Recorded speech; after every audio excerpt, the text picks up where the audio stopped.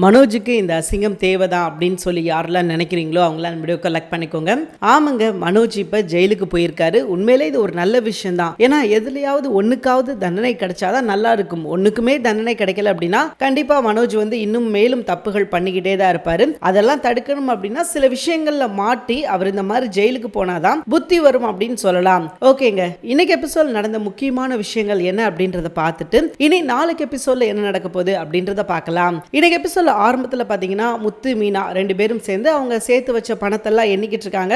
அப்போ அவங்க கிட்ட ஒரு 9 லட்ச ரூபா தான் இருக்குது. அப்போ அவங்க என்ன நினைக்கிறாங்க அப்படின்னா இன்னும் 1 லட்ச ரூபா இருந்துச்சு அப்படின்னா 10 லட்ச ரூபாயா கொண்டு போய் அவங்க கிட்ட கிட்டத்தட்ட ஒரு 20% கடனை நம்ம முடிச்சிடலாம் அப்படின்னு சொல்லி அவங்க ரெண்டு பேரும் பேசிக்கிட்டு இருக்காங்க. ஸோ என்னங்க பண்ணலாம் அப்படின்னு சொல்லி இவங்களுக்குள்ள ஒரு சின்ன கான்வர்சேஷன் போய்கிட்டு இருக்குது. எப்படிங்க நம்மளால முடியுமா, நம்ம செஞ்சிருவோமா அப்படின்ற மாதிரி கேட்க முத்துவும் இருந்துகிட்டு நினைச்சா நம்மளால எதுனாலும் செய்ய முடியுமா, நம்ம கண்டிப்பா செய்வோம் அப்படின்னு சொல்லி அவர் சொல்றாரு. ஸோ ரெண்டு பேரும் இப்படி ஆறுதலா பேசிக்கிட்டு இருக்காங்க. அப்படியே அந்த பக்கம் கட் பண்ணா சுருதி அண்ட் மனோஜ் அவங்க ரெண்டு பேர்த்த காட்டுறாங்க. ஸோ அவங்க ரெண்டு பேரும் பார்த்தீங்கன்னா அவங்க நம்ம முத்து மீனாவுக்கு ஏதாவது உதவி செய்ய முடியுமா அப்படின்னு சொல்லி யோசிக்கிறாங்க. அப்போ முத்து தன்கிட்ட இருந்த ஒரு 1 லட்ச ரூபாய் எடுத்து சுருதிட்ட கொடுத்து இதை நம்ம அவங்க கிட்ட கொடுத்துடலாம் அப்படின்ற மாதிரி சொல்றாரு. ஆரம்பத்தில் சுருதி வேண்டான்னு சொல்கிறாங்க. எதற்காக அப்படின்னு பார்த்தீங்கன்னா அவங்களுக்கு தேவையான விஷயங்கள் அப்படிங்கும்போது அதோட இந்த 1 லேக்கை கம்பேர் பண்ணும்போது நம்ம ரொம்ப ரொம்ப கம்மியான அமௌண்ட் கொடுக்குறோம், நம்ம இன்னும் கொஞ்சம் அதிகமாக அவங்களுக்கு கொடுக்கணும் அப்படின்னு சொல்லி அவங்க நினைக்கிறாங்க. ஆனால் அவங்கக்கிட்ட பணம் இல்லை. உடனே அவங்க என்ன சொல்கிறாங்க அப்படின்னா நம்ம எங்கள் அப்பா கிட்ட வேணால் கேட்போம், என்கிட்ட இப்போ காசு இல்லை, எங்கள் அப்பா கிட்ட கேட்போம், அவர் நிச்சயமாக நமக்கு கொடுப்பாரு, ஸோ அதை வாங்கி நம்ம இவங்களுக்கு உதவி செய்யலாம் அப்படின்ற மாதிரி சொல்ல ரவிக்கு இதுக்கு ஒத்துழைக்கவே இல்லை வேணாம், நம்ம கையில் இருந்துச்சுன்னா நம்ம கொடுப்போம், இல்லைனா இருக்கட்டும், அதுக்காக போய் கடன் வாங்கி தான் நம்ம கொடுக்கணும் அப்படின்ற அவசியம் கிடையாது, அதுவும் உங்கள் அப்பா கிட்ட போய் நம்ம கடன் வாங்கி கொடுக்கணுமா அப்படின்ற மாதிரி அவர் யோசிக்கிறாரு. அவர் யோசிக்கிறது நல்ல விஷயம் தான் வச்சுக்கோங்களேன். ஏன் அப்படின்னா இப்போ இவங்ககிட்ட போய் வாங்கினாங்கன்னா உடனே அதுக்கு ஒரு விதமாக அவங்க செய்வாங்க. எல்லாத்தையும் ரவி நான் உனக்கு காசு கொடுத்தேன்ல அப்படின்ற மாதிரி எப்படி ரோஹிணி கிட்ட நடந்துக்கிட்டாங்களோ காசு கொடுத்துட்டு அதே மாதிரி தான் ரவிக்கிட்டையும் நடந்துக்கிடுவாங்க. ஆனால் அதனாலலாம் ரவி வேணான்னு சொல்லலை. ஆரம்பத்துலேருந்தே அவங்ககிட்ட பணம் வாங்குறதுக்கு ரவிக்கு உடன்பாடே கிடையாது. அதனால தான் நம்ம ரவி வேணான்னு சொல்லிட்டாரு. ஸோ உடனே இந்த 1 லட்ச ரூபாய் கொண்டு போய் நம்ம முத்துக்கிட்ட கொடுக்குறாங்க. முத்து வாங்கிட்டு ரொம்ப சந்தோஷப்படுறாரு. ஆரம்பத்தில் அவர் வேண்டாம், நாங்கள் பார்த்துக்குறோம், ஏன்னா நாங்கள் தான் பொறுப்பேற்றுருக்கோம் இல்லையா, ஸோ நாங்கள் அந்த விஷயத்தை பார்த்துக்குறோம் அப்படின்னு சொல்லி எவ்வளோ சொன்னார். ஆனால் அதையும் மீறி அடம்பிடிச்சி சுருதி அண்ட் நம்ம ரவி ரெண்டு பேரும் சேர்ந்து இதை நீங்கள் கண்டிப்பாக வாங்கி தான் ஆகணும் அப்படின்னு சொன்னதுனால அவரும் பார்த்தீங்கன்னா வாங்கிக்கிட்டார். மீனாவும் சொல்லிட்டாங்க வாங்கிக்கோங்க அப்படின்னு சொல்ல, ஸோ அவரும் பார்த்தீங்கன்னா பணத்தை வாங்கிக்கிட்டாரு. அண்ட் இப்போதைக்கு இந்த பணத்தை வச்சு எந்த பிரச்சனையும் இல்லை. கிட்டத்தட்ட ஒரு 10 லட்ச ரூபா எங்கள் கைக்கு வந்துருச்சு. ஸோ இந்த 10 லட்ச ரூபாய் என்ன செய்யலாம் அப்படின்னு சொல்லி யோசிக்கிறாங்க. போய் நம்ம ஃபினான்சியர்கிட்ட முதல்ல கொடுத்து அதுக்கான டாக்குமெண்ட் எல்லாம் வாங்கிடுவோம் அப்படின்னு சொல்லிட்டு என்ன பண்ணுறாங்க அப்படின்னா நேராக அந்த ஃபைனான்ஸ் கொடுத்தான் இல்லையா அவனை பார்க்குறதுக்காக போகிறாங்க. போய் என்ன அப்படின்னு சொல்லி அவன் கேட்கும்போது இவங்க கையில் இருந்த ஒரு 10 லட்ச ரூபாய் எடுத்து அவன் டேபிளில் வச்சு இந்தாப்பா 10 லட்ச ரூபாய் இருக்குது, நீ என்ன செய், இந்த 10 லட்ச ரூபாயை வாங்கிட்டே அப்படின்றதுக்கான எங்களுக்கு ஒரு ப்ரூஃபை கொடு, நீ இவ்வளோ நேரத்தில் நாங்கள் இந்த அமௌண்ட்டை வாங்கிட்டோம், பேலன்ஸ் இவ்வளோ பணம் இருக்குது அப்படின்னு சொல்லி எங்களுக்கு ஒரு பத்திரத்தில் நீ எழுதி கொடுக்கணும் அப்படின்னு சொல்லி ரொம்ப திறமையாக அறிவாக கேட்டு என்ன பண்ணிடுறாங்க அப்படின்னா அந்த பணத்தையும் அவனை எண்ணி பார்க்க சொல்லி அவனும் அந்த பணத்தை எண்ணி பார்த்துட்டு கரெக்டாக இருக்குது அப்படின்னு சொல்லி இவங்க கேட்குற மாதிரி அவனும் எழுதி கொடுத்துட்டான். ஸோ அதை இவங்க வாங்கிட்டு என்ன சொல்கிறாங்க அப்படின்னா நீ எதுக்கும் கவலைப்படாத, கண்டிப்பாக இந்த பத்திரத்தை எவ்வளோ சீக்கிரம் எங்களால் திருப்ப முடியுமோ அவ்வளோ சீக்கிரம் நாங்கள் திருப்பிடுவோம், உன்னோட பணம் உனக்கு வந்துடும் அப்படின்னு சொல்ல நீங்கள் என் பணத்தை கொடுத்துட்டீங்கன்னா நான் என்ன பண்ண போகிறேன், எனக்கு தேவை பணம், நான் உங்ககிட்ட பணம் கொடுத்துருக்கேன், அந்த காசை மட்டும்தான் கேட்குறேன், எனக்கு அது வந்தால் மட்டும் போதும் அப்படின்ற மாதிரி அவன் சொல்கிறான். ஓகே, உனக்கு தேவையான பணம் சீக்கிரமே வரும் அப்படின்னு சொல்லிட்டு நம்ம முத்துமீனா சொல்லிட்டு ரொம்ப சந்தோஷமாக போகும்போது தான் சிந்தாமணி இந்த விஷயத்தை பார்த்துடுறாங்க. என்னடா அது இவங்க ரெண்டு பேரும் எதற்காக இங்கே வந்துட்டு போகிறாங்க அப்படின்னு சொல்லி அந்த ஃபினான்சியர் போய் அவங்க கேட்டால் அவன் என்ன சொல்கிறான் அப்படின்னா இல்லை இந்த மாதிரி 10 லட்ச ரூபா கொடுத்துட்டாங்க, இன்னும் பேலன்ஸ் கொஞ்சம் தான் இருக்குது, நீங்கள் சொல்கிறத பார்த்தா கொடுக்கவே முடியாதுன்னு சொன்னீங்க, ஆனால் அவங்க கொடுக்குறது பார்த்தா எவ்வளோ சீக்கிரம் முடியுமோ அவ்வளோ சீக்கிரம் கொடுத்துருவாங்க போல தெரியுது அப்படின்ற மாதிரி சொல்ல உடனே பார்த்தீங்கன்னா சிந்தாமணிக்கு கோவம் வந்துருச்சு. என்னடா அது நம்ம ஒரு பிளான் போட்டுக்கிட்டு இருந்தால் அவங்க ஒன்று பண்ணிக்கிட்டு இருக்காங்க, இதை இப்படியே விட்டால் சரியாக வராது, ஸோ நம்ம ஏதாவது பண்ணி ஆகணும் அப்படின்னு சொல்லி அவங்க என்ன நினைக்கிறாங்க அப்படின்னா மனோஜ் அந்த ஃபோர்ஜரி பண்ணி கையெழுத்து போட்டான் இல்லையா, அந்த விஷயத்தை நம்ம போலீஸ் மூலியமாக சொல்லி போலீஸில் ஒரு கம்ப்ளைண்ட் கொடுத்து மனோஜ் தூக்கி ஏன் உள்ளே வைக்கக்கூடாது அப்படின்ற மாதிரி யோசிக்கிறாங்க. ஏன்னா இப்போ வந்து இந்த விஷயம் நடக்குது அப்படின்னா எல்லாரும் இந்த விஷயத்தில் வந்து பிஸி ஆயிடுவாங்க. அண்டு இப்போது இந்த பண விஷயத்தை வந்து மறந்துடுவாங்க. பணத்தை வந்து நம்ம ரெடி பண்ணணும், கொடுக்கணும் அப்படின்னு சொல்லி அந்த விஷயத்துலேருந்து அவங்க கொஞ்சம் நகர்ந்துருவாங்க. அதுக்குள்ளே சீக்கிரமே டேட்டை முடிச்சிடலாம். அப்படி டேட் முடிஞ்சிருச்சு அப்படின்னா அந்த வீடை எப்படியாவது நம்ம வித்துடலாம் அப்படின்னு சொல்லி தான் இவங்க என்ன பண்ணுறாங்க அப்படின்னா ஒரு பிளான் போட்டு செய்கிறாங்க. ஸோ அதுக்கப்புறம் என்ன நடக்குது பார்த்தீங்கன்னா, இவங்க இப்படி ஒரு பிளான் போட்டாங்க என்ன செய்யலாம் அப்படின்னு சொல்லிட்டு. அண்டு அப்படியே கட் பண்ணிங்க அப்படின்னா நம்ம முத்து மீனா நேராக வீட்டுக்கு போகிறாங்க. வீட்டுக்கு போனால் ரொம்ப சந்தோஷமாக போகிறாங்க. ஏன்னா ஒரு கிட்டத்தட்ட ஒரு பெரிய கடன், ஒரு 10 லட்ச ரூபாய் கடனாக கொடுத்து அடைச்சிருக்காங்க இல்லையா. ஸோ அந்த விஷயத்தை போய் எல்லாருக்கிட்டையும் சொல்கிறாங்க. எல்லாரும் சந்தோஷப்படுறாங்க. அப்பையும் பார்த்தீங்கன்னா மனோஜ் தனக்கும் இதுக்கும் எந்த சம்மந்தமும் கிடையாது, நான் ஒரு யோக்கியன் அப்படின்ற மாதிரி தாங்க அப்பையும் நடந்துக்கிறாரு. இந்த பிரச்சனைக்கும் இந்த கடனுக்கும் எனக்கு என்ன சம்மந்தம் இருக்குது, நான் எதுக்கு இந்த விஷயத்தை பண்ணணும் அப்படின்ற மாதிரி எனக்கு, ஏன்னா நீங்கள் சொல்லிட்டீங்க இந்த வீட்டில் எனக்கு பங்கு கிடையாதுன்னு சொல்லிட்டீங்க, அப்புறம் எதுக்காவது என்னோட கையை எதிர்பார்க்குறீங்க. ஸோ என்னால் முடிஞ்சதை என்னால் செய்ய முடியாது, எனக்கு லாபம் வந்துக்கிட்டு இருக்குது, ஆனால் எனக்கு தான் நீங்கள் பங்கு கிடையாதுன்னு சொல்லிட்டீங்களே அப்படின்ற மாதிரி சொல்லி அவன் ஒதுங்கிக்கிறான். அப்பையும் விஜயா வந்து அவனை பார்த்து முறைக்கிறாங்க, டேய் ஒழுங்கு மரியாதை எல்லாரையும் மாதிரி நீ ஏதாவது ஹெல்ப் பண்ணுறா அப்படின்ற மாதிரி சொல்லாமல் சொல்கிறாங்க. ஆனால் அதை அவன் கண்டுக்கிடவே இல்லை. அவனை பொறுத்த வரைக்கும் என்ன பார்த்தீங்கன்னா, அவனுக்கு என்ன விஷயங்கள் தேவையோ அந்த விஷயம் மட்டும் அவனுக்கு நடந்தால் போதும், அதை தாண்டி அவனுக்கு வேறு எதுவும் நடக்கணும் அப்படின்ற அவசியமே கிடையாது. ஸோ இப்போ முத்து எல்லாருக்கிட்டையும் இந்த நல்ல விஷயத்தை சொன்னதுக்கப்புறம் அண்ணாமலை வந்து ரொம்ப சந்தோஷப்படுறாரு. எனக்கு ரொம்ப சந்தோஷமாக இருக்குப்பா, நீ வந்து இவ்வளோ பெரிய அமௌண்ட்டை ரெடி பண்ணி கொடுத்துருக்கேன் அப்படின்னு சொல்லும்போது எனக்கு ரொம்ப பெருமையாக இருக்குது அப்படின்ற மாதிரி சொல்லும்போது, அதுக்கும் மனோஜ் என்ன சொல்கிறான் அப்படின்னா, இவன் எதையுமே பண்ண மாட்டானா, பண்ணுறவங்ககிட்டே நொரநாட்டியும் பேசுவானா. ஸோ அதை தான் பண்ணிக்கிட்டு இருக்கான். இப்போ இவருக்கு வந்து இப்படி பேசும்போது அவன் என்ன செய்கிறான் அப்படின்னு பார்த்தீங்கன்னா, ஆமாம் எப்படி கொடுத்துருப்பான், எங்கேயாவது கடன் வாங்கி கொடுத்துருப்பான் அப்படின்ற மாதிரி சொல்ல, அப்போது நம்ம முத்து சொல்கிறார், இங்கே பார் வெளியே ஒரு பைசா கடன் வாங்காமல் என்கிட்ட இருக்கிற காசை வச்சு நான் கொடுத்தேன் அப்படின்னு சொல்லும்போது மீனா சொல்கிறாங்க, ஆமாம் அம்மா வெளியெல்லாம் எதுவும் கடன் வாங்கலை, எங்ககிட்ட இருந்த காசு அதுக்கப்புறம் என்னோட தாலி செயின் இதெல்லாம் வச்சு தான் நாங்கள் கொடுத்தோம் அப்படின்னு சொல்லும்போது நம்ம அண்ணாமலை வந்து கண் கலங்குறாரு. என்னம்மா சொல்கிற, இந்த செயினே உனக்கு இப்போ தானே வாங்கி போட்டான், அதுக்குள்ளே நீ எதுக்காக இதை போய் விற்ற அப்படின்ற மாதிரி சொல்ல, இப்போதைக்கு நமக்கு வீடை திருப்புறது தாம்மா முக்கியம், ஸோ முதல்ல அதை செய்வோமாமா அப்படின்ற மாதிரி நம்ம மீனா சொல்கிறாங்க. ஸோ அந்த இடத்துல பார்த்தீங்கன்னா விஜயாவுக்கு என்ன பேசுகிறதுனே தெரில. விஜயாவும் அந்த இடத்துல நம்ம மீனாவை கேவலமாக தான் பேசுகிறாங்க. ஸோ அவங்களுக்கு வந்து இப்படி ஒரு விஷயத்தை கேள்விப்பட்டோனையும் என்னடா இது, ஏன்னா இவங்க வீடு இவங்களுக்கு தான் பிரச்சனை. ஸோ அதனால் பார்த்தீங்கன்னா மீனா இப்படி ஒரு விஷயத்த சொல்லவும் அவங்க ரொம்ப வெக்ஸ் ஆகிட்டாங்க.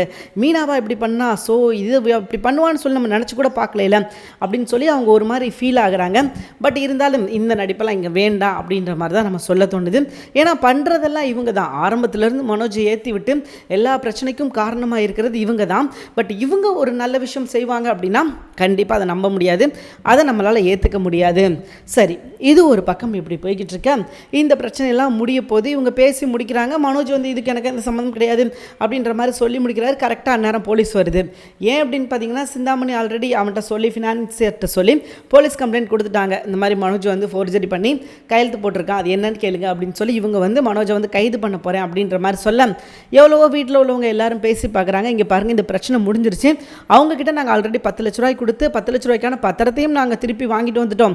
ஸோ அதனால் தயவு செஞ்சு சொன்னால் புரிஞ்சுக்கோங்க, இது முடிஞ்சு போன பிரச்சனை அப்படின்னு சொல்லி எவ்வளோ சொல்கிறாங்க. பட் போலீஸ்காரங்க கேட்குற மாதிரி இல்லை. நீங்கள் சொல்கிறது கரெக்ட் தான், இது முடிஞ்சு போன பிரச்சனை தான், ஆனால் இருந்தாலும் மனோஜ் தப்பு பண்ணியிருக்கான் இல்லையா, அதை நம்மளால் ஏற்றுக்கவே முடியாது அப்படின்ற மாதிரி சொல்ல, இவனுக்கு என்ன செய்யறதுனே தெரில. அண்ட் போலீஸ் வந்து இவங்களை நாங்கள் கைது பண்ண போகிறோம், இவங்களை கண்டிப்பாக நாங்கள் கைது பண்ணி ஆவோம் அப்படின்ற மாதிரி சொல்ல, ஸோ வேறு வழியே கிடையாது, இவங்க என்ன பேசி பார்த்தும் எந்த பிரோஜனமும் இல்லை அப்படின்னு சொல்லி தெரிஞ்சு போச்சு. அப்போ கைது அப்படின்ற ஒரு கட்டத்துக்கு வந்து நகர்ந்துடுறாங்க. ஸோ மனோஜை கைது பண்ணிட்டு போக தெருவே நின்று வேடிக்கை பார்க்குது, சிரிக்குது. மனோஜுக்கு இப்படி ஒரு சுச்சுவேஷன் நடந்துருச்சு அப்படின்னு சொல்லி முத்துவுக்கு என்ன செய்யறதுன்னு தெரில. ஏன்னா அவங்க அம்மா அழுகிறாங்க. அவங்க அம்மா, ஏன்னா இவன் பண்ண தப்புக்கு முத்துவை வந்து இப்போ கிடையாதுங்க, இதுக்கு முன்னாடி குழந்தையா இருக்கும்போதே முத்துவை ஜெயிலுக்கு அனுப்பியிருக்கான். ஸோ அப்படி ஒரு கேடுகட்டவன் தான் இந்த மனோஜ். ஸோ அப்படி இருக்கும்போது இப்போ அவனுக்கு ஒரு பிரச்சனை அப்படின்னு வரும்போது பார்த்தீங்கன்னா நம்ம முத்துவால் தாங்க முடியல. முத்து நின்று வேடிக்கை பார்க்குறாரு, என்னடா அது இப்படி நடந்துக்கிட்டு இருக்கு, என்னடா செய்ய, நம்ம எதிர்பார்த்த ஒரு விஷயம் கொண்ட வேற, ஆனால் இங்கே நடக்கிற விஷயம் வேறவா இருக்குதே அப்படின்னு சொல்லி அவரும் வந்து ஃபீல் பண்ணி பார்க்குறாரு. அவருக்கு என்ன செய்யறதுனே தெரில. ஸோ ரொம்ப வெக்ஸ் ஆகிட்டார். ஓகே என்னமோ பண்ணி தொலைங்கடா அப்படின்ற மாதிரி சொல்லி அவர் வந்து விட்டுட்டாரு. அண்ட் அதுக்கப்புறம் நம்ம ரோஹிணியை கடைசியாக கட்டுறாங்க. ரோஹிணி வந்து நம்ம சிந்தாமணியை பார்க்குறதுக்காக வேகமாக போகிறாங்க. ஏன்னா சிந்தாமணி தான் அந்த பிரச்சனையை பண்ணியிருக்காங்க அப்படின்றது அவங்க ரோஹிணிக்கு நல்லாவே தெரியும். ஏன்னா இது வந்து சாதாரணமாக நடக்கிற பிரச்சனை கிடையாது அப்படின்றது ரோஹிணிக்கு நல்லா தெரியும். ஏன்னா ரோஹிணியும் ஆரம்பத்திலேருந்து அவங்க கூட ட்ராவல் பண்ணியிருக்கிறாங்க அப்படின்றதுனால இந்த வேலையை யார் பார்த்துருப்பா அப்படின்றது அவங்க நல்லா தெரியும். இன்னொன்று என்ன அப்படின்னு பார்த்தீங்கன்னா, அவங்களே பக்கா கிரிமினல் அப்படின்றதுனால இந்த விஷயத்தை எல்லாத்தையும் அவங்க வந்து அழகாக கண்டுபிடிச்சிருப்பாங்க. இப்போ நேர சிந்தாமணியை போய் பார்த்து, என்ன ஆண்டி இப்படி பண்ணிட்டீங்க, எதுக்காக நாங்கள் இப்படி ஒரு விஷயத்த பண்ணீங்க, நீங்கள் தான் இது பண்ணீங்கன்னு எனக்கு தெரியும், நீங்கள் எதுக்காக இப்படி ஒரு விஷயத்த பண்ணீங்க அப்படின்னு சொல்லி கேட்கும்போது சிந்தாமணி என்ன சொல்கிறாங்க அப்படின்னா, நீ வேணா என்ன தப்பாக நினைக்கலாமா, ஆனால் உண்மை என்ன அப்படின்றத நீ தெரிஞ்சுட்டு பேசு, உன்னோட கருத்தை எல்லாத்தையும் சொல்லு, அதுக்கப்புறம் நான் சொல்கிறேன் அப்படின்ற மாதிரி சொல்லிட்டு என்ன பிரச்சனை அப்படின்னு சொல்லி கேட்குறாங்க. அப்போது இவங்க வந்து ரோஹிணி சொல்ல வேண்டிய விஷயத்தை எல்லாத்தையும் சொன்னதுக்கப்புறம் இவங்க என்ன சொல்கிறாங்க அப்படின்னு பார்த்தீங்கன்னா, இல்லைம்மா நான் இந்த விஷயத்தை உனக்காக தான் பண்ணினேன் அப்படின்னு சொல்லி ஒரு பெரிய குண்டை தூக்கி போடுறாங்க. என்னது எனக்காக நீங்கள் பண்ணீங்களா, எனக்கு ஒன்றுமே புரியல ஆண்டி, நீங்கள் என்ன சொல்கிறீங்க அப்படின்னு சொல்லி கேட்கும்போது, ஆமாம்மா இந்த விஷயத்தை வந்து நான் உனக்காக தான் பண்ணேன், ஏன் பண்ணேன்னு தெரியுமா அப்படின்னு சொல்லி அதுக்கு ஒரு கதை சொல்கிறாங்க. இப்போ மனோஜ் ஜெயிலில் இருக்கான். ஸோ இப்போ இவங்க யாராலையும் வந்து மனோஜை காப்பாற்ற முடியாது அப்படின்றது நல்லாவே தெரியும். ஏன்னா ஃபினான்சியர் நமக்கு தெரிஞ்சாலும் நம்ம சொல்லி தான் அந்த கேஸ் கொடுத்துருக்கான். ஸோ அதனால் நீ என்ன பண்ணு, மனோஜை காப்பாற்றுறதுக்கு நீ தான் பெரிய இன்வால்வ் ஆகி நீ தான் ஹெல்ப் பண்ணுற அப்படின்ற மாதிரி ஒரு பிம்பத்தை வந்து நீ கட்டமைச்சிரு. அப்படி ஒரு பிம்பத்தை வந்து நீ கட்டமைச்சிட்ட அப்படின்னா கண்டிப்பாக நீ தான் முக்கியம் அப்படின்னு சொல்லி மனோஜ் வந்து ஒன்றை தேர்ந்தெடுப்பான். ஏன்னா கண்டிப்பாக இந்த பிரச்சனையில் முத்து மீனா ரவி சுருதி தலையிட மாட்டாங்க. மனோஜுக்கு ஆதரவாக வேணால் அவங்க அம்மா செயல்படுவாங்களே தவிர்த்து வேறு யாரும் பெருசாக மனோஜுக்கு வந்து சப்போர்ட் பண்ண மாட்டாங்க. அதனால நீ என்ன பண்ணு அப்படின்னா, இந்த விஷயத்தை நீ பண்ணு, போய் மனோஜ்கிட்ட வந்து ஆறுதலாக பேசு, உனக்கு நான் இருக்கேன்டா, உன்னை நான் வெளியே கொண்டு வரேன்டா, நீ எதுக்கும் கவலைப்படாதடா அப்படின்னு சொல்லி நீ மனோஜ்கிட்ட போய் ஆறுதலாக பேசு. உன்னோட ஆறுதல்லே அவன் என்ன பண்ணிடணும் அப்படின்னா உன் பக்கம் வந்துடணும். ஸோ அவன் உன் பக்கம் வந்துட்டானா அந்த கடனுக்கும் உனக்கும் எந்த சம்மந்தமும் கிடையாது. அந்த கடன் வந்து அப்படியே இருந்துட்டு போட்டோம், அவங்களே கெட்டிக்கிறட்டும், அவங்களே என்னமோ பண்ணிட்டு போட்டோம். ஸோ அதோட அந்த பிரச்சனை முடிஞ்சிடும். நீ என்ன பண்ண அப்படின்னா இந்த மாதிரி செய்ய அப்படின்னு சொல்லவும் ரோஹிணி வந்து நம்புகிறாங்க. ஒருவேளை ஆன்ட்டி சொன்ன மாதிரி நமக்காக தான் இந்த விஷயத்தை பண்ணியிருப்பாங்களோ அப்படின்னு சொல்லி நம்ம ரோஹிணி நம்புகிறாங்க.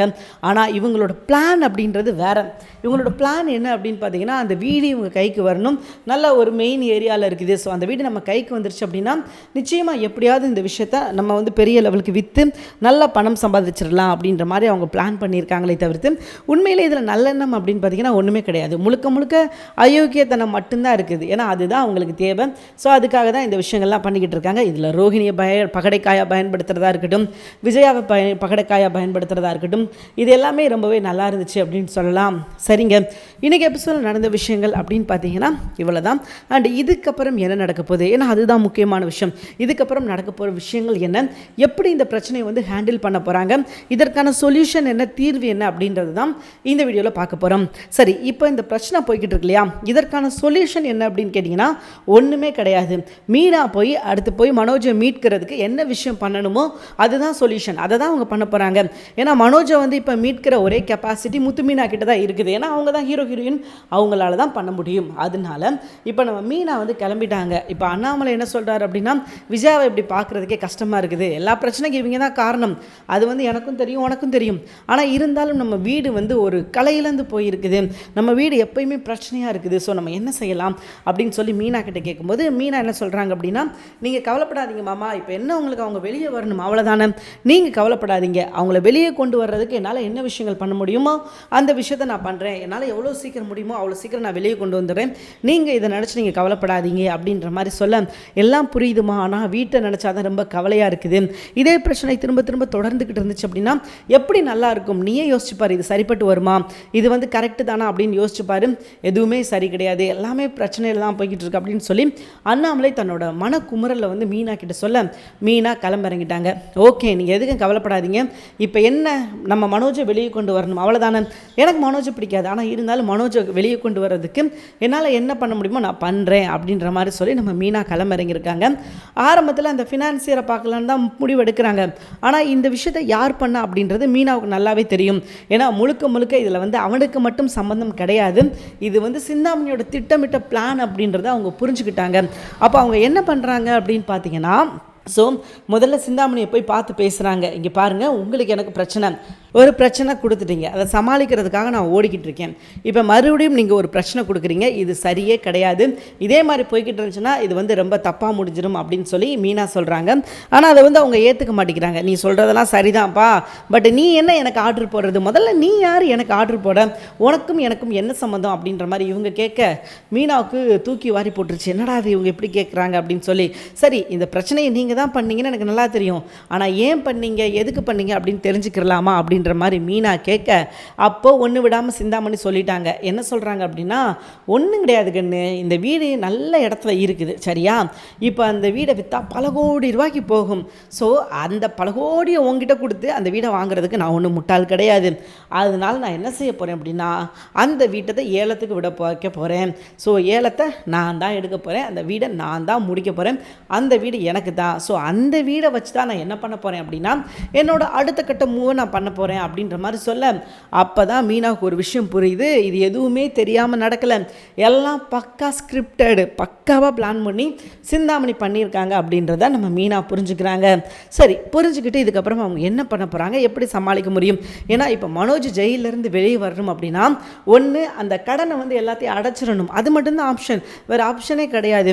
இல்லை அப்படின்னா அண்ணாமலை வந்து அவர் சைட்லேருந்து லாயரை வச்சு வந்து பேசணும். எப்படி பேசினாலும் மனோஜ் பண்ணது தப்பு தான். ஸோ அதில் வந்து எந்த மாற்றுக்கிறதும் கிடையாது. மனோஜுக்கான தண்டனை கிடைக்குன்னு வச்சுக்கோங்களேன். இப்போது மனோஜை காப்பாற்றணும் அப்படின்னா ஒரு 1 மந்த் டைமுக்குள்ளே இவங்க கேட்குற காசை வந்து ரெடி பண்ணி கொடுத்தா மட்டும்தான் மனோஜை மீட்க முடியும். இல்லை அப்படின்னா மனோஜ் கடைசி வரைக்கும் சிறைச்சாலை தான். ஸோ அதுதான் நடக்க போகுது. ஆனால் முத்து மீனா விட மாட்டாங்க. என்ன தான் மனோஜ் வந்து இவங்களுக்கு எதிரியாக இருந்தாலும், ஒரு பிடிக்காத ஒரு பர்சனாக இருந்தாலும், கண்டிப்பாக மனோஜுக்காகவும் இவங்க போராட தான் போகிறாங்க. ஏன்னா இவங்க தான் இழிச்சவாயாச்சு. இப்போ பாருங்களேன், இந்த நடக்கிற எல்லா பிரச்சனையும் காரணமான ஆள் யாருன்னா மனோஜ். ஆனால் மனோஜுக்கும் இந்த பிரச்சனைக்கும் சம்மந்தமே இல்லாத மாதிரி அவன் ஒதுங்கி இருந்தான். ஏதோ சிந்தாமணி பார்த்த வேலையிலால் அவனுக்கு கிடைக்க வேண்டிய தண்டனை உச்சபட்சமாக கிடைக்கலனாலும் ஒரு அளவுக்கு அவனுக்கு கிடைக்க வேண்டிய தண்டனையில் 1% கிடைச்சது. இப்போ அவன் ஜெயிலுக்குள்ளே இருக்கான் அப்படின்னா அதுவே நமக்கு பெரிய சந்தோஷம் தான். நீங்கள் தான் அவனை வந்து எப்போ பார்த்தாலும் மன்னிச்சு விடுவீங்க, சட்டம் அப்படி மன்னிச்சு விடாமல் இருக்குதே, அதை நினச்சி எங்களுக்கு ரொம்ப சந்தோஷமாக தான் இருக்குது அப்படின்ற மாதிரி தான் நம்ம சொல்ல வேண்டியது இருக்குது. இல்லை அப்படின்னா இவங்க வந்து இப்போ இந்த விஷயம் வந்து இவ்வளோ பெரிய பிரச்சனை ஆகலைன்னா மனோஜ் வந்து இவங்க வீட்டை விட்டு வெளியே போடா, நீ இவ்வளோ பெரிய தப்பு பண்ணியிருக்கேன்னா சொல்லுவாங்க கிடையாது, மன்னிச்சு விட்டுருவாங்க. ஓகே மனோஜ் வா, இதெல்லாம் ஒரு பெரிய பிரச்சனையா, வா வா பார்த்துக்கலாம் அப்படின்னு தான் சொல்லுவாங்களே தவிர்த்து, நீ பண்ணது பெரிய தப்புடா, உன்னை நாங்கள் சும்மா விட மாட்டேன்டா, உன்னை அடித்து காலி பண்ணுறோம் பாடுறா, உன்னை அடித்து தும்சம் பண்ணுறோம் பாடுறா அப்படின்னு சொல்லுவாங்கன்னு நினைக்கிறீங்க? நெவர், அப்படி சொல்ல மாட்டாங்க. அதுக்கு பதில் இவங்க என்ன செய்வாங்க அப்படின்னு பார்த்தீங்கன்னா, ஓகே இந்த தப்பு பண்ணிட்டானா நாங்கள் பிரச்சனையை நாங்கள் சமாளிச்சுக்கிறோம், நீ என்ன பண்ணு, உன்னோட வேலையை பாரு, உன்னோட வேலை தான்டா உனக்கு முக்கியம், அந்த வேலையை நீ போய் பாரு அப்படின்ற மாதிரி சொல்லி அந்த வேலையை தான் பார்க்க வைப்பாங்களே தவிர்த்து, உனக்கு இதில் வந்து பொறுப்பு இருக்குது, நீ தான் நடந்த பிரச்சனை காரணம், நீ தான் இந்த விஷயத்தை பண்ணணும் அப்படின்னு சொல்ல மாட்டாங்க. ஏன்னா இவங்க வந்து அதோட கேரக்டரே இவங்க கிடையாது. இவங்களை பொறுத்த வரைக்கும் பார்த்தீங்கன்னா முழுக்க சுயநலம் மட்டும்தான் இருக்குது. இதில் ஏதாவது ஒரு சின்ன தப்பை நம்ம மீனாவோ முத்தோ செஞ்சுருந்தாங்கன்னா இந்நேரம் பார்த்திங்கன்னா அப்படியே ஒரு பெரிய கலவரமே வெடிச்சிருக்கும், பெரிய பிரச்சனையாக இருக்கும், பூகம்பம் வெடிச்சிருக்கும், நீங்கள் வீட்டுக்குள்ளே இருக்கக்கூடாது அப்படின்னு சொல்லி வீட்டை விட்டு வெளியே துரத்தி இவங்களை வந்து உள்ளேயே விடாமல் ஆக்கியிருப்பாங்க. ஸோ அந்தளவுக்கு இவங்க செஞ்சுருப்பாங்க. ஆனால் இந்த பிரச்சனை முத்து மீனாவால் இல்லை அப்படின்றதுனால தான் இன்னும் மனோஜால் தப்பிச்சிக்க முடியுது. மனோஜுக்கு ஒரு பெரிய ஆப்ஷன் இருக்குதுங்க. மனோஜை பொறுத்த வரைக்கும் என்ன பண்ணாலும் யாரும் எதுவும் கேட்க மாட்டாங்க. அவனால் மட்டும் எஸ்கேப் ஆக முடியும். அவனால் வந்து யாருக்குமே கேள்வி கேட்கணும் அப்படின்ற அவசியம் கிடையாது, யாருக்குமே பதில் சொல்லணும் அப்படின்ற அவசியம் கிடையாது. ஆனால் மனோஜ் மாதிரி ஆஃபர் வந்து வேறு யாருக்குமே கிடைக்காது அப்படின்றது தான் உண்மை. வேறு யாராக இருந்தாலும் அந்த இடத்துல தப்பு பண்ணியிருந்தாங்கன்னா கண்டிப்பாக ஒரு தண்டனை அப்படின்ற ஒரு விஷயத்தை அனுபவிச்சிருப்பாங்க, அல்லது அப்படின்னா தண்டனைக்கு உட்படுத்தப்பட்டிருப்பாங்க. ஆனால் மனோஜுக்கு மட்டும்தான் இதில் எப்பயுமே விதிவிலக்கு இருக்கும். அது எந்த சூழ்நிலையும், இப்போ ரோஹிணி இந்த வீட்டில் இருந்தாலும் சரி, ரோஹிணி இந்த வீட்டில் இல்லைனாலும் சரி, மனோஜ் வந்து இந்த வீட்டிலே இல்லை, மனோஜுக்கு இந்த வீட்டுக்கு சம்மந்தமே இல்லைனாலும் சரி, மனோஜால் மட்டும் இப்படி ஒரு ஆஃபரை எப்பயுமே ஏற்றுக்க முடியும். ஏன்னா அதுதான் மனோஜோட கேரக்டர் அப்படின்னே சொல்லலாம். சரி, இதுக்கப்புறம் எதை நோக்கி சீரியல் போக போகுது அப்படின்னு பார்த்தீங்கன்னா, மனோஜை எப்படி வீட்டை விட்டு வெளியே கொண்டு வர்றது, அதாவது ஜெயிலை விட்டு எப்படி வெளியே கொண்டு வர்றது, மனோஜ் மேலே உள்ள தப்பை வந்து எப்படி நிரூபித்து மனோஜ் பண்ணது தப்பு தான், அவருக்கு ஒரு மன்னிப்பு கொடுங்க, தெரியாமல் பண்ணிட்டார் அப்படின்ற விஷயத்த சொல்ல வைக்கிறது. அதுதான் இப்போ இருக்கிறதுல பெரிய பிரச்சனை. ஏன்னா உண்மையை சொல்லணும் அப்படின்னா இந்த பிரச்சனை கோர்ட்டுக்கே போனாலும் அது மனோஜுக்கு சாதகமாக தான் தீர்ப்பாகும். ஏன் அப்படின்னு கேட்குறீங்களா? இப்போ மனோஜ் வந்து இருக்கார், மனோஜோட குற்றவாளி, ஓகேவா? அவருக்கு யார் பனிஷ்மெண்ட் கொடுக்கணும் அப்படின்னு பார்த்தீங்கன்னா அவரோட அப்பா தான் கொடுக்கணும். அவரோட அப்பாவே அவரை மன்னிச்சு விட்டுட்டார். அப்படிங்கும்போது இவருக்கு பெருசாக தண்டனை கிடைக்க எதுவும் வாய்ப்பு கிடையாது. ஏன்னா அவங்க அப்பா வந்து இல்லை இது என்னோட பையன் தான், இதுக்காக தான் இப்படி விஷயத்தை பண்ணிட்டான், பட் நான் அவனை மன்னிச்சு விட்டுறேன், அவங்க வந்து உங்களுக்கு பண்ண தப்பு தான், அந்த தப்புக்கான பிராயச்சத்தை நாங்கள் ஏற்றுக்கிட்டோம். ஸோ அப்படி இருக்கும்போது நீங்கள் என்ன பண்ணியிருக்கணும், அவனை ரிலீஸ் பண்ணியிருந்துருக்கணும். ஆனால் நீங்கள் மறுபடியும் கேஸ் கொடுத்துருக்கீங்க, எங்ககிட்ட பணத்தை வாங்கிட்டு எங்ககிட்ட வார்ன் பண்ணிவிட்டு நீங்கள் கேஸ் கொடுக்கணும் அப்படின்ற தேவை எப்படி வந்தது? யார் சொல்லி இந்த விஷயத்தை பண்ணீங்க? ஏன்னா நீங்களாம் இப்படி ஒரு விஷயத்தை பண்ணுறதுக்கான வாய்ப்பே கிடையாது. அப்படி நீங்களாக பண்ணியிருக்கணும் அப்படின்னா நீங்கள் உங்களுக்கு விஷயம் தெரிஞ்ச உடனே பண்ணியிருந்துருக்கணும். ஆனால் நீங்கள் பண்ணலை. நேரம் வந்து வீட்டுக்கு வந்து பணம் கேட்டு மிரட்டினீங்க. என்ன பிரச்சனை ஏது பிரச்சனை அப்படின்னு சொல்லி கேட்கும்போது தான் மனோஜ் இந்த மாதிரி கையெழுத்து போட்டு வாங்கிட்டான் அப்படின்ற விஷயம் எங்களுக்கு தெரிய வந்தது. அப்போது நீங்கள் வந்து கம்ப்ளைண்ட் பண்ணியிருக்கலாம் மனோஜ் மேலே. ஆனால் நீங்கள் கம்ப்ளைண்ட் பண்ணாமல் எங்ககிட்ட பணம் வேணும்னு சொன்னீங்க, நாங்கள் பணம் கொடுக்க சம்மதிச்சிட்டோம், அதுக்கான டைம் காலக்கெடுவையும் நீங்கள் கொடுத்துட்டீங்க. ஸோ அப்படி கொடுத்ததுக்கு அப்புறமும் எதற்காக நீங்கள் வந்து எங்ககிட்ட வந்து கேட்கணும்? கண்டிப்பாக அப்படி கேட்கக்கூடாது. ஆனால் நீங்கள் கேட்டிருக்கீங்க அப்படின்றதுனால கண்டிப்பாக தப்பு உங்கள் மேலே இருக்குது. ஸோ நீங்கள் தான் இந்த பிரச்சனை சரி பண்ணணும் அப்படின்ற மாதிரி சொல்லி தப்பிச்சிருவாங்க. ஸோ அதனால் பார்த்தீங்கன்னா இந்த கேஸ் வந்து மனோஜ் மேலே பாயாது, மனோஜ் மேலேயும் நிற்காதுன்றதுனால மனோஜுக்கு தண்டனை கிடைக்கிறது ரொம்பவே கம்மி தான். ஸோ அதனால் இதுக்கப்புறம் நடக்க போகிற விஷயம் எப்படி இருக்கும் அப்படின்னு கேட்டிங்கன்னா, நம்ம யாருமே எதிர்பார்க்காத மாதிரி சீக்கிரமே மனோஜ் வந்து ரிலீஸ் ஆக போகிறாரு. அதற்கு யார் முக்கிய காரணமாக இருப்பா அப்படின்னா வழக்கம் போல தான் நம்ம முத்துமீனா தான். என்ன பிரச்சனை நடந்தாலும் இவங்க தானே ஹீரோ ஹீரோயின், இவங்க தானே வந்து கேட்கணும். அதே மாதிரி தான் மனோஜ் விஷயத்துலேயும் வந்து மனோஜுக்கு தேவையான பிரச்சனையை வந்து சரி பண்ணி மனோஜ் மேலே எந்த தப்புமே கிடையாது, மனோஜ் ஒரு நல்ல பையன், அக்மார்க் கடைஞ்செடுத்த நல்ல பையன் அப்படின்ற மாதிரி தேவையில்லாம விஷயத்தில் மனோஜுக்கு உதவி செய்கிறேன் அப்படின்ற பேரில் இவங்க தலையில் இவங்களே மண்ணவாரி போட்டிருக்காங்க, போட போகிறாங்க, போட்டுக்கிட்டு தான் இருப்பாங்க. பார்க்கலாம் இதுக்கப்புறம் என்ன நடக்குது அப்படின்னு சொல்லி. தேங்க்யூ ஃபார் வாட்சிங். இந்த வீடியோ உங்களுக்கு பிடிச்சிருந்துச்சுன்னா மறக்காமல் லைக் பண்ணிக்கோங்க. நம்ம சேனலை நீங்கள் சப்ஸ்கிரைப் பண்ணாமல் இருந்தீங்கன்னா உடனே சப்ஸ்கிரைப் பண்ணிக்கோங்க. அப்போ தான் நம்ம வீடியோ எப்போ போட்டாலும் நோட்டிஃபிகேஷன் உங்களுக்கு தேடி வரும். தேங்க்யூ ஃபார் வாட்சிங்.